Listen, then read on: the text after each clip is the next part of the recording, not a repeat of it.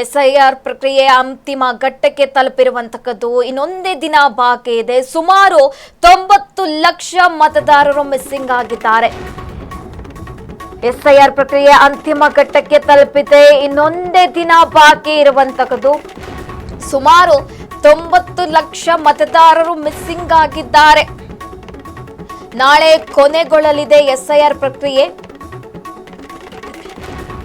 ಒಟ್ಟು 5,54,00,000 ಈಗಾಗಲೇ ಫಾರ್ಮ್ ಕೂಡ ರಿಟರ್ನ್ ಮಾಡಲಾಗಿದೆ. ಹಾಗೆ 90 ಲಕ್ಷ ಮತದಾರರು ಮಿಸ್ಸಿಂಗ್ ಆಗಿದ್ದಾರೆ ಅಂತ ಕೂಡ ತಿಳಿದು ಬರ್ತಾ ಇರುವಂತಕ್ಕದ್ದು. ಒಟ್ಟು 5,54,029 ಫಾರ್ಮ್ಗಳನ್ನು ವಿತರಣೆ ಕೂಡ ಮಾಡಲಾಗಿದೆ. ಈಗಾಗಲೇ ಫಾರ್ಮ್ಗಳು ಕೂಡ ಅರ್ಜಿಗಳನ್ನು ಕೂಡ ರಿಟರ್ನ್ ಕೊಡಲಾಗಿದೆ.